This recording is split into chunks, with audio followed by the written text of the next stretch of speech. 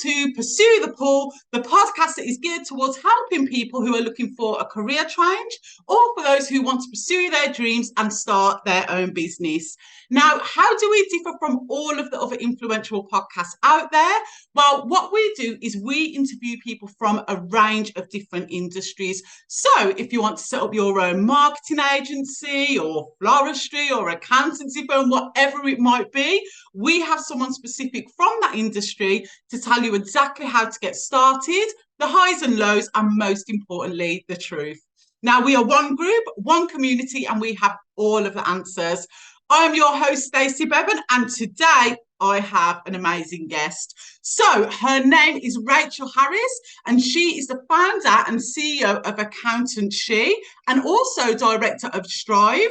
Now, she works with individuals, businesses, and startup companies, offering a range of accountancy services.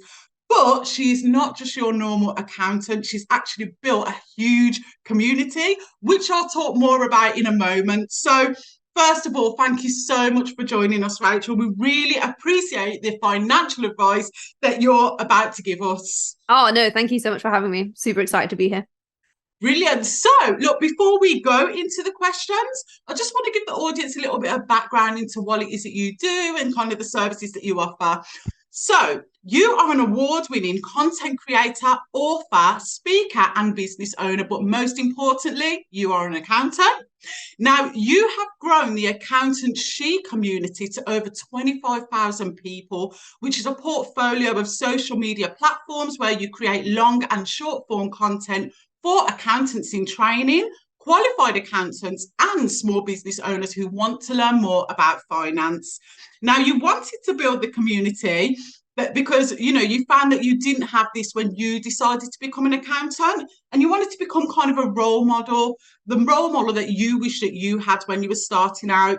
Now, in addition to this, you are the director of Strive X, which you run with your husband, James, which is a much broader paperless accountancy and tax advisory firm that uses cloud software to provide a digital solution for your everyday accounting. Now, you've got some major achievements. So I'll just name a few.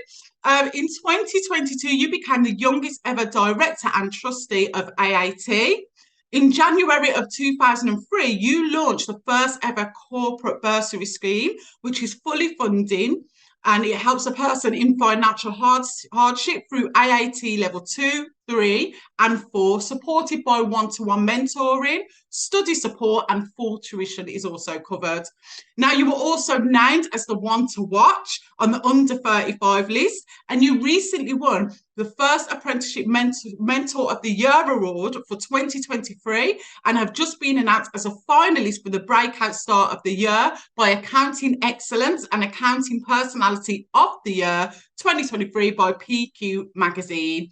And you were also awarded the Mentor of the Year award for your close work with your team to strive towards their professional qualification. So, look, this is amazing. And I'm just going to jump straight into the first question, because although you've got a lot of advice in terms of the financial aspect, it's also interesting to know, what it is that you've actually done and, your background and how you actually got started. So could you just give us a bit of insight and tell us how you got started and your background, please? Yeah, of course. Oh my gosh, that was the biggest intro I've ever had in my whole life. It felt like I was on, do you remember that show in the 90s, This Is Your Life? I felt like I was on This Is Your Life. Yeah, so as of today's date, our online community has just gone over 42,000 for the first time. And the accountancy practice, StriveX, we've actually just hit £1 million for the first time. And 3 years ago, it was just me and my husband on our dining room table with 50 clients. And so in the last 3 years, it has scaled incredibly rapidly. Through doing that, one of my biggest motivations was young Rachel as somebody who wasn't given great careers advice at school. Very often, if you have a personality, careers advisors will tell you not to do anything to do with maths or finance. And so I really struggled getting access to accessible careers advice. I really struggled. I was a free school meal child, a charity shop kid. And so those big financial topics and careers in financial services were not discussed at my dining room table. And so having access to things like the bursary scheme, which I've now launched, Young Rachel, is a big part of who I am now and the goals that I strive for in the future as well. And so through my work, I've appeared on front covers of magazines and I get to create content. We work with clients who have just come off shows like Love Island and Bake Off, all the way through to our local village beekeeper. And so, yeah, I am a practice owner, which is now worth over £1 million. I own a mortgage brokerage as well, because as two self-employed people who have a portfolio of rental properties, which makes great money, I really struggled to get access to mortgage advice that made sense for a self-employed person. Again, accountancy is where I consume completely free, accessible, long and short form content. And then I'm a director of AAT, did the bursary scheme, I create content. And then after I became an accountant, I went on to study further and actually did an MBA, which is a master's in business, which has definitely helped over the last 3 years. But yeah, I guess so much of my journey is driven by the bits that I struggled with as an accountant, as an accounting student, and as a business owner. And so I create so much content for other business owners.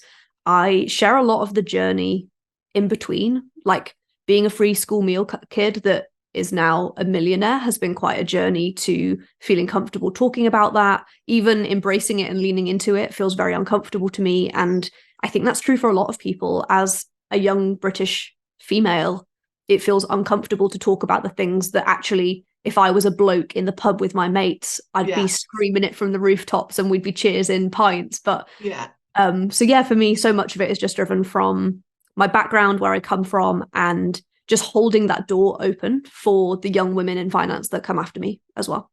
That's incredible. And just to go back, when did you know that this is something that you wanted to do? And did you go and study it? Then was you employed, or did you go straight into starting your own business? How did that journey all come about? Yeah, of course. So I didn't go to university. I have had caring responsibilities from a very young age, and going to university was not on the cards for me. And so I did A-levels. So I wanted a solid foundation of education, did A-levels, and then went straight into an apprenticeship. So have been working in finance since I was 18, which is pretty cool. Like I got to 28 and had a decade when, compared to most people, they had like 5 or 6 years.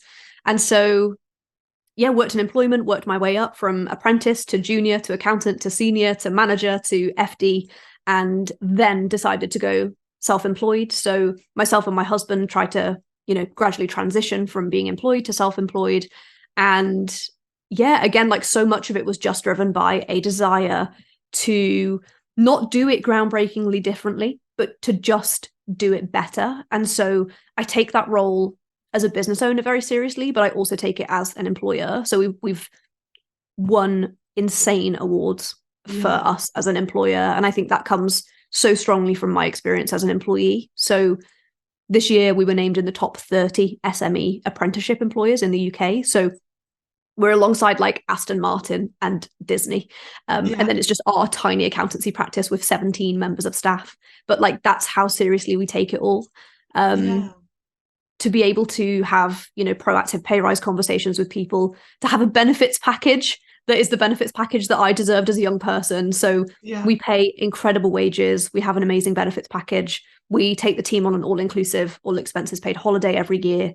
We've got private medical gym memberships, all of that stuff. Like that's the benefits package that I deserved. And you can see who I am in every bit of work that I touch. And I'm so proud of that. Yeah, that's incredible because it's really important. But can I just jump back to, because that transition part that you mentioned from going from employment to doing your own business, can you delve into that a little bit more? Because this is where a lot of our audience are. They're employed at the moment and they want to start their own business, but they don't know how to do it. Some of them have got responsibilities like bills and mortgages and children, and they don't know the best way to do it. So can you just tell us like what your transition was like and how you done that? Absolutely, yeah. So James went first. My husband jumped first. So he go first. James went first. He started building a portfolio of clients in the evenings and weekends. And I've got to say, I always feel like sometimes being an accountant feels like cheating as a business owner, because we have a portfolio of work that is recurring work.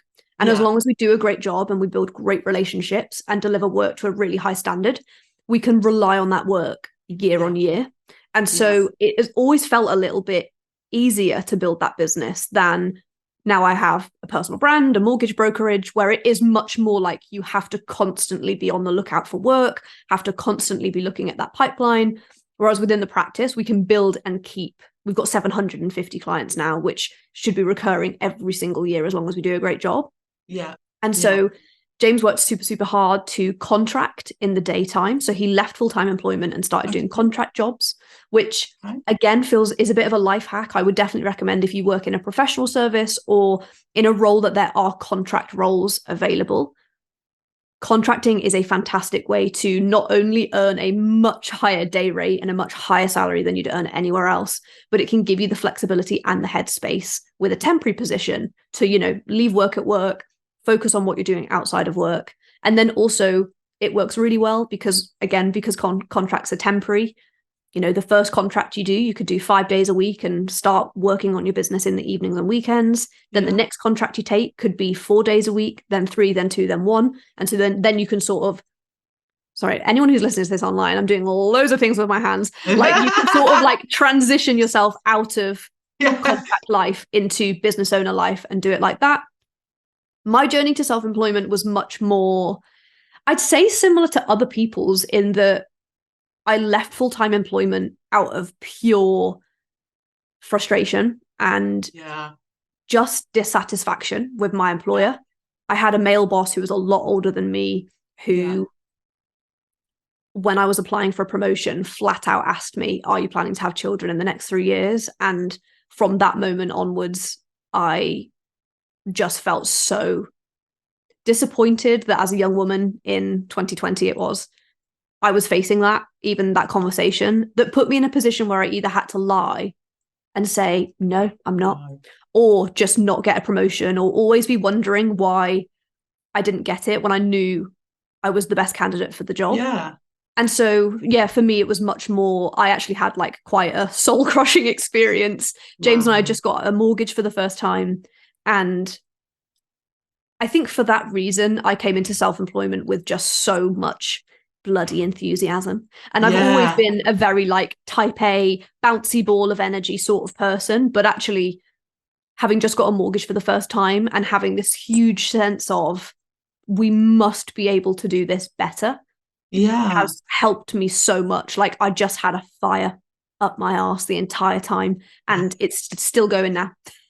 Wow, that's incredible. And to do that, so you just left, but to do that, did you have to have a lot of money to invest initially, or was it more of just kind of getting those clients and that was just kind of the focus? That's all you really needed? Yeah, of course. So I actually just did a social media post about this that did really well, because part of my role within the accountancy practice is consulting. So I head up the consulting team. We do loads of work with businesses that are about to scale or scale or exit.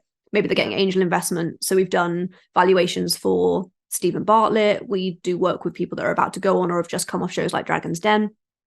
And I think in 2023, there's a misconception that in order to have a value in your business, you have to be able to sell part of it, or that actually everybody, in order to have, I guess in our case now, a 7-figure business, in order to get there, you have to take out huge amounts of debts or take exchange equity for cash. And our business has been entirely self-funded the entire time. We have never had to put cash into the business, take cash into the business, take out a loan, give away equity. Me and my husband are the only shareholders, and we've never taken out a loan to fund the business. Obviously, we are 2 accountants running a business, but I would say actually that is testament to what great financial education and financial support can do for a business. And so if you are in that decision-making process at the moment, how do I fund a startup? I have some really great long-form YouTube content on how to pick the startup funding that's right for you, whether that is government funding, Innovate UK, all the way through to angel investment, friends and family, and taking out loans. So don't let, the Instagram or the Dragon's Den bits fool you. For some people, angel investment is great. For some people, taking out loans is great. But I definitely think that I sit on the unglamorous end of the world, which is actually shopping at Asda, having holes in your socks for a couple of years, but now 3 years later, I've got a portfolio of rental properties, I own 4 limited companies. One of those is now over £1 million. And so actually doing the unglamorous things can hugely pay off. Yeah. So what motivate, like, do you have like a business mentor, or like what gives you that inspiration to watch YouTube videos? Is there anything that what keeps you going? Or even when you started, did you watch a lot? What inspired you? Yeah, Where does such it a good all come question. from? So I don't have a mentor. Okay. I don't have a mentor. I definitely have always felt like I am in an industry of one. Yeah. I try not to consume any competitor social media content because it definitely impacts either my opinion of myself or my own content. And so I am in an industry of one. There are no other accountants doing what I do to the standard that I do, the quality that I do. Even for me as a personal brand, I have a 6-figure personal brand. So I do content creation, I have brand deals, I've got ongoing brand sponsorship. Nobody else who is an accountant in this space is doing that. And for me, being a storyteller gives me a competitive advantage because being an accountant with a personality is a USP in 2023. So yeah, I'm not going to lie, it is. Yeah. It is. So I am a vision board girly, would definitely recommend if you are starting a business. I love a vision board. So I have a North Star, which is a mixture of goals that I know exactly where I'm going. That North Star gets me out of bed in the morning. I get up at 5 o'clock every day. I go straight into monk mode, which is where for 3 hours I put headphones on and do head down, deep focus work, clear my inbox every single day. And so before my 17 team members start, I've done 3 hours of work. I've got an empty inbox and I'm ready to start growing the business, not working in the business. And so that North Star is literally what gets me out of bed in the morning. What that North Star looks like and the long-term trajectory of that changes. But having that North Star, which is also sort of encaptured in a vision board, has been hugely powerful for me. I do a lot of therapy, have done a lot of therapy, will continue to do a lot of therapy. I think the personal, emotional sacrifice of doing this is not spoken about a lot, but I have sacrificed so much in my personal life to get to where I am today. And I think very often that element of it is glamorized. I do feel like if I'd watched certain bits of content or exclusively watched certain people's content, I'd probably get a huge shock if I became self-employed for the first time. There are very few personal development and business books that I have not read. And I normally can't get through a conversation with a person without giving them a book recommendation. So if you're at the start of your journey and hearing me talk about North Star, long-term goal, long-term vision, what gets you out of bed in the morning, and you're like, oh, I don't know what mine is, there's a book called Start With Why by somebody called Simon Sinek, who is incredible. It actually comes with, you can buy an extra like workbook, which is called Find Your Why, which asks you questions and you can sort of use it as like a journal and a prompt book. So if I've just said about finding a why and you've been like, I don't know how to do that, really amazing book. If you don't have the financial resources to buy that book, Simon Sinek appears on loads of different podcasts. If you type his name into Spotify, he's been on Diary of a CEO multiple times. You can find loads of great content from him for like completely free. But yeah, North Star, long-term goal, hugely helps me to focus on where I'm going. It helps me to understand what work to say yes to, what work to say no to, how I can generate impact in the best ways. And yeah, just sort of having that distance between me and a goal helps me to sort of remain in the best position possible, which is not on the ground in my business. I have more impact by working on my business, not in it. Yeah, amazing. And did you have any fear when you started? Do you have fear now? Like, because a lot of people are really scared. They have a lot of fear, a lot of self-doubt. And they see some people that are really successful and they look like, okay, they've never had, well, the assumption is that they've never had that fear. But did you experience that kind of, especially at the early stages and making the transition, like, is this going to work? It was terrifying. And I just don't believe people who say they're not scared. I don't know if background comes into that. I think it does for me a lot, that fear of losing money, not having money and going back to where I started. So I know that my own money mindset comes into that fear a lot because it's still a fear that I have now. even talking about things online. I spoke to my therapist about this recently, about saying that we'd hit 1 million and that we'd hit 750 clients. And that fear that talking about it will mean that everybody will be like, do you know what? She's hit £1 million. She's just not for me anymore. Don't want to work with her. And I know so much of that comes from money mindset. Money mindset, a fear of talking about your goals, talking about actually how incredible what you've done is. There's a very, again, I think a lot of it comes into British culture, that personal branding, having a personal brand feels like vanity or self-promotion. And the big switch for me on that, on talking about things, was personal branding and having a personal brand, whether that's me as a content creator or somebody else just starting to post on LinkedIn for the first time, is actually personal branding is not about you at all. Personal branding and having a personal brand is about the impact that you can generate in other people's lives. And for me, content creation as an accountant has always been an opportunity to dig deeper, and dig deeper than a lot of other accountants are prepared to go to talk about this stuff. So the fear has never left me. I think that will be an ongoing process for me for the rest of my life, because as a child, all I craved was financial security. Like I walked around Aldi before it was cool to shop at Aldi with my mum as a child with a calculator in her hand, like to the penny. We had to know how much our food shop was going to cost. And like free school meals were, you know, the main hot meal of the day. And so I think for me, it instilled so many great habits and financial mindsets. Like I was always very risk averse, debt averse, all of those things. But now I've pushed past that, and I'm now at the point of being very financially successful. I do very much sense that fear is holding me back from things. And so just sponsored by going to therapy, I think, guys, is my feedback from today, because I feel like having a rapidly scaling business involves you rapidly scaling yourself. And I am a completely different person than I was 3 years ago. And when I mentioned earlier personal sacrifice, I mean a lot of the personal relationships that I've had in my life, I've had to, you know, that journey that I've gone on as a person, whilst also having quite a tight time capacity because I work 14-hour days, has been huge. And I've lost really great friends along the way that I regret losing. And I've always said that scaling a business means scaling yourself, and there's collateral damage along the way. Yeah, definitely. And did you face any challenges along the way where you thought, forget this, I'm just going to go back to full-time employment? I can't deal with this. Is there any particular moment that you can remember that made you think, oh my God, this is too much? I've never had a too much day. I never have. And I put myself in the category of being annoyingly optimistic, like annoyingly. And I know that I come across like that. Like I'm getting out of bed, and when my feet hit the floor, I'm like, thank you. Like I'm just so excited to be what I'm doing. And I think that comes from I'm now at a place in my life where my life has so far surpassed anything that I ever thought would be possible.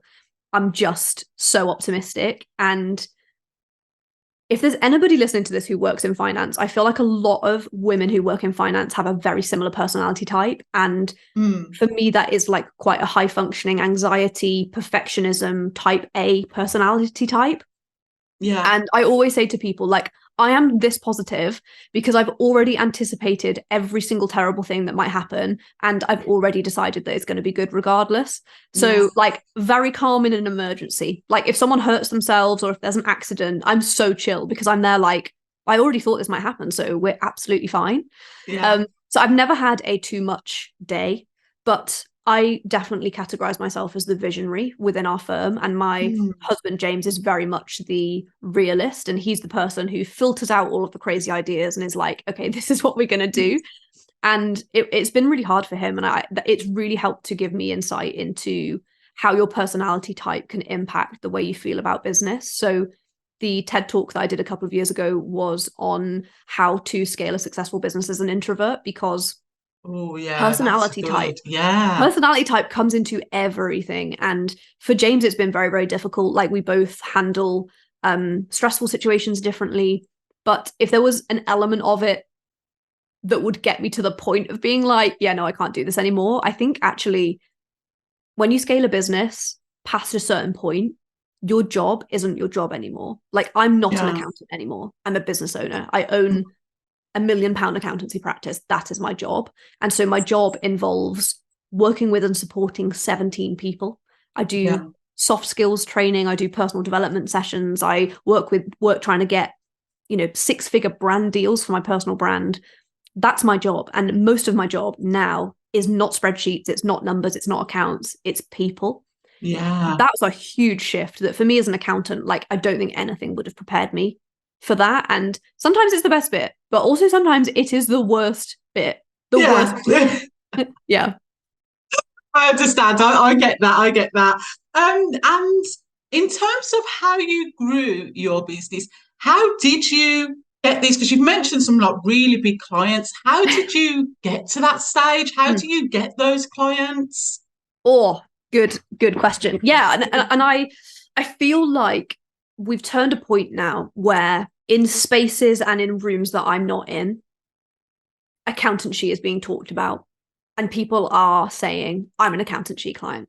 Like, that's the point that it's got to, and that's the point that is like absolute vision board goal moment for me, right? Wow. Like, I've got Bake Off winners, Love Island stars saying, she's my accountant and this is why you need to work with her. Yeah. Which also helps me to attract the best talent in the industry, because everybody wants to work for us because they get to work with the people that they follow on social media. Yeah. So social media has played a huge role in every element of our business. So not only has it helped us to scale the practice and take on more clients, but in accounting at the moment, in the finance industry, there's actually a recruitment crisis. So everybody is really struggling to hire. I have an employee waiting list with 137 people waiting to join my firm. So through social media, through talking about what I do, through sharing my journey, being, as you said, like being quite relatable and being people don't get on buses if they don't know where they're going. And every single person on that employee waiting list, every single person that signs up to be a client is like, yes, I understand what this is.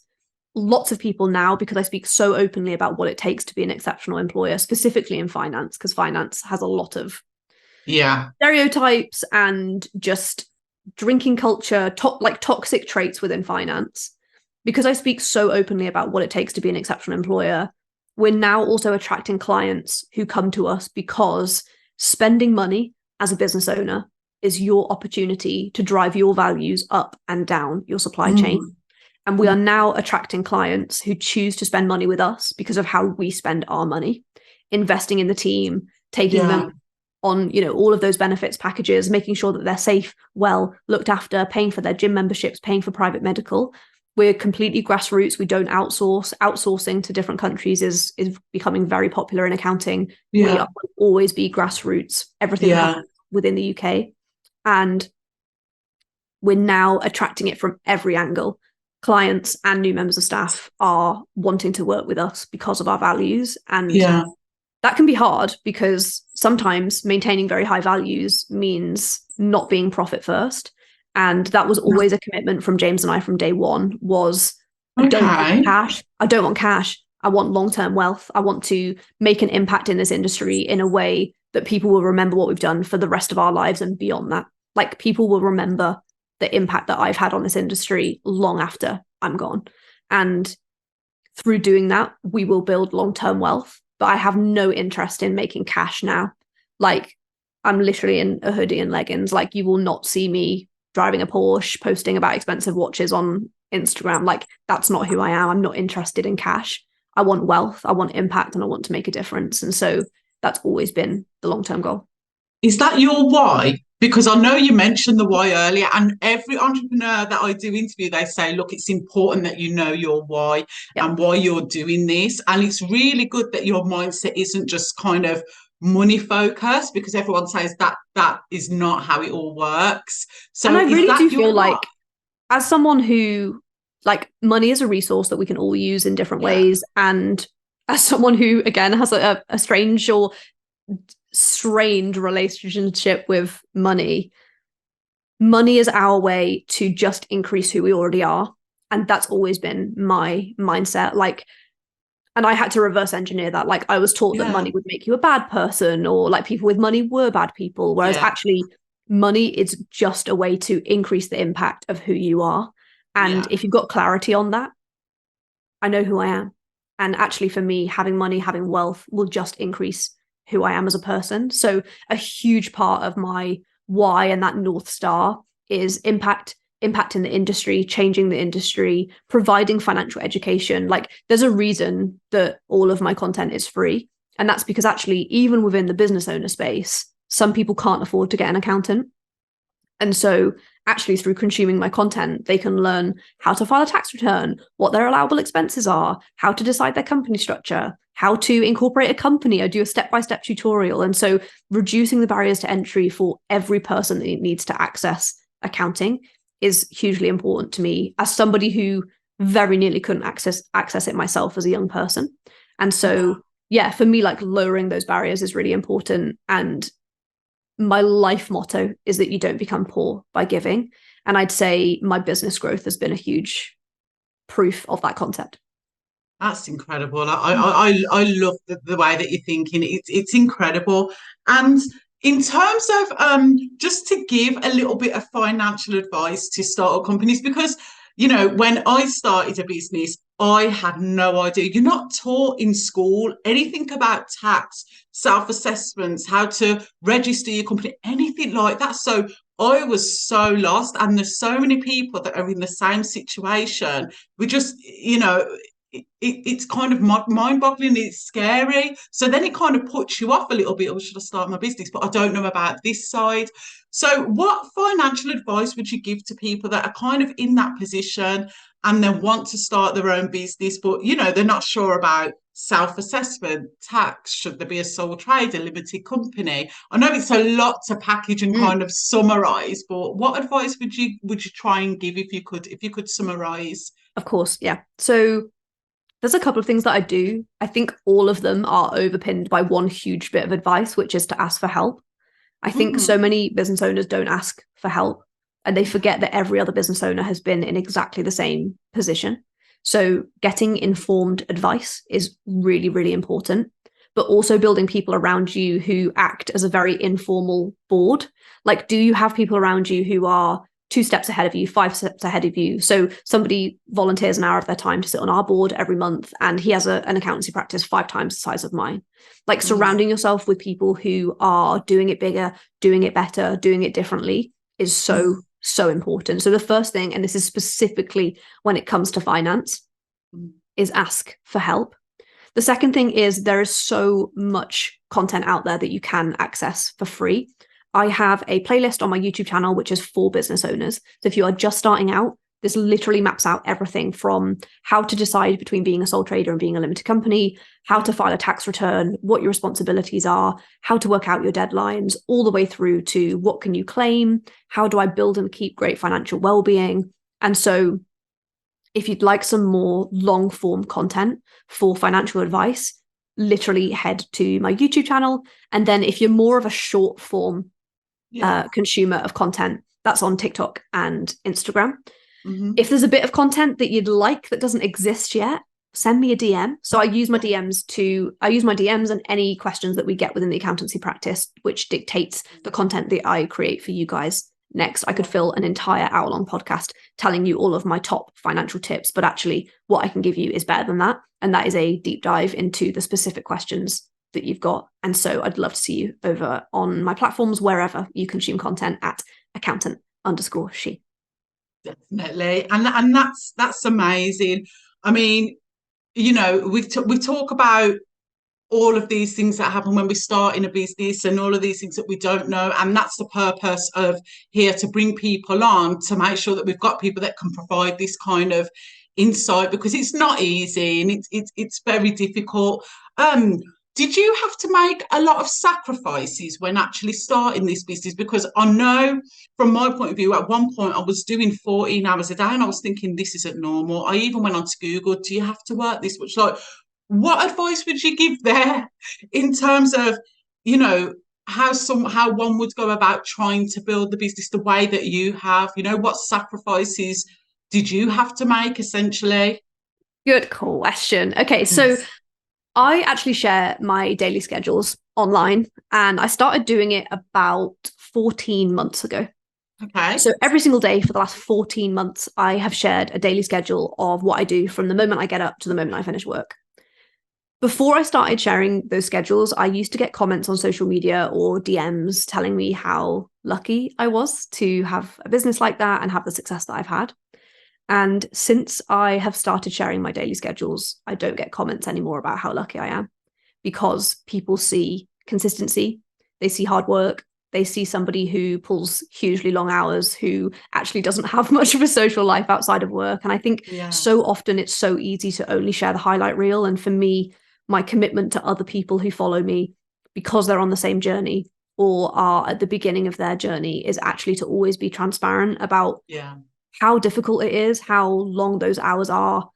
Specifically for me as a young woman, we celebrated our first wedding anniversary 3 months ago. Like, having a family is on my, my North Star includes having a family. And what does that look like as a young female? And so I've always tried to be very transparent about the fact that I am gunning it. I'm going 120 miles an hour. I literally start work at 5 o'clock in the morning and I don't finish until 6 or 7 p.m. I consistently work 14 hours a day. And I'm not sharing that because it's big or clever. I'm sharing it actually because in 2023, as a young female business owner, that is the short-term price that I pay for building a life that involves me being able to have flexibility on what maternity pay looks like, on whether or not I can afford to have somebody to help me at home so that I can come back to work sooner, because I have so much found who I am through work. And I'm sure that I will find myself again through parenthood. But I share those schedules because so few people talk about how difficult it is, how much personal sacrifice there is. I mentioned earlier that I have caring responsibilities I have since I was a child.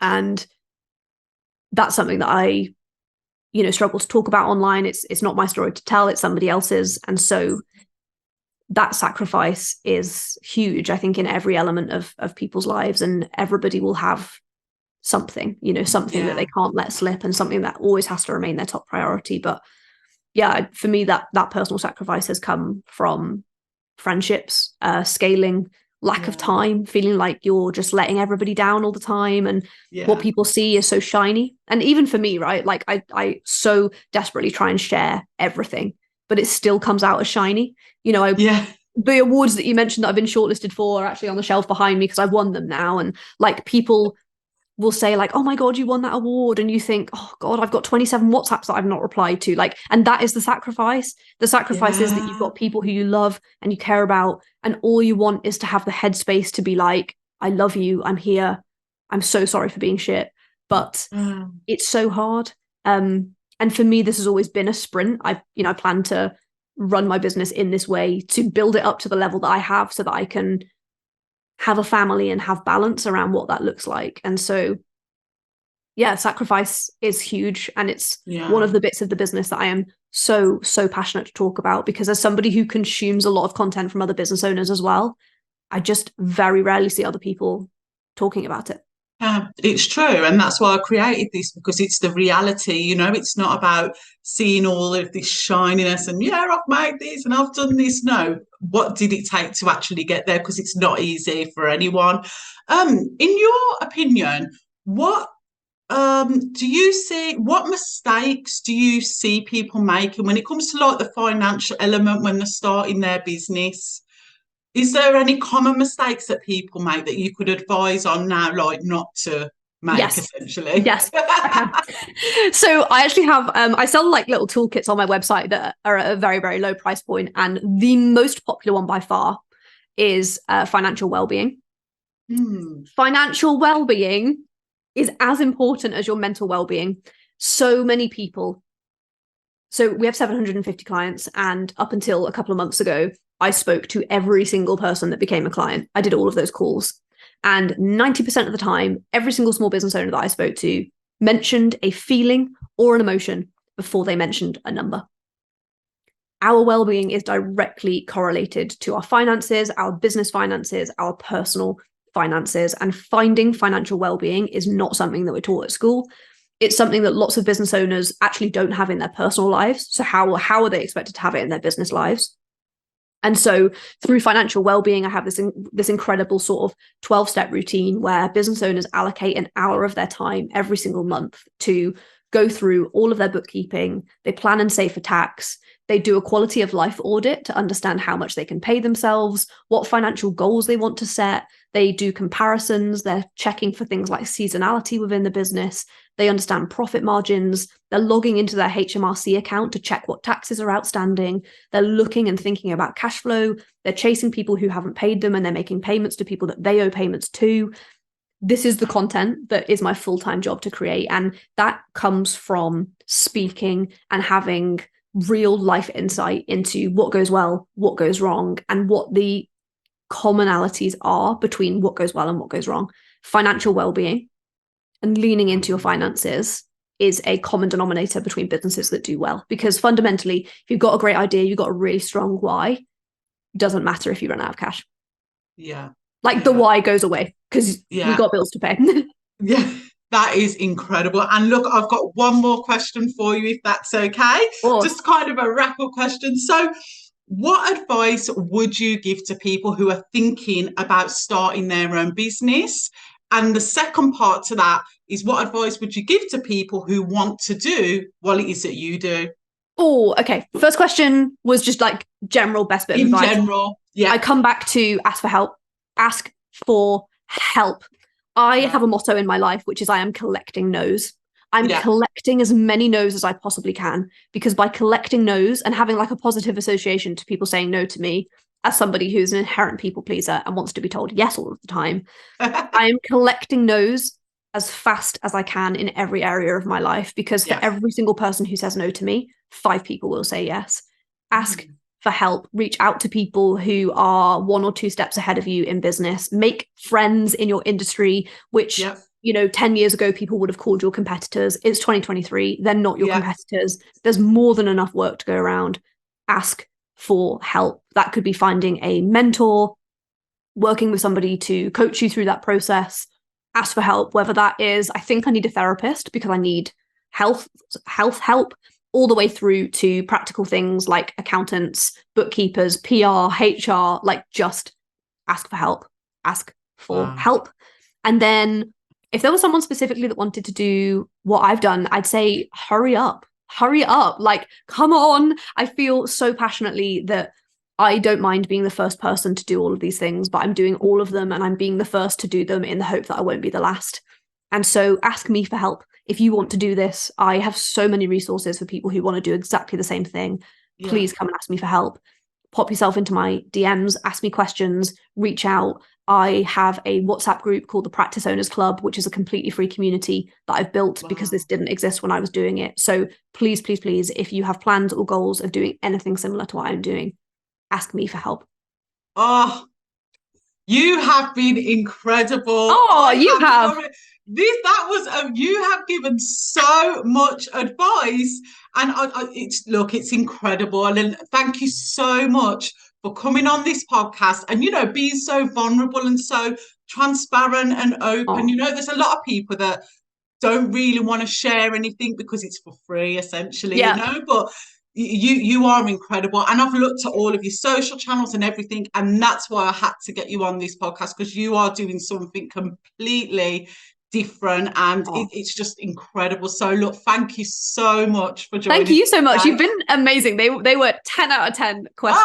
And thank you so much to everyone who has had us in your ears. I absolutely love podcasts. I love long form content. It feels so intimate. And so thank you so much for spending such a long time with me and Stacey today. Thank you. Right, incredible. Enjoy the rest of your day. I know it's going to be a busy one. So thank you for the time and enjoy the rest of your day. Thank you so much. Thank you. Bye. Bye.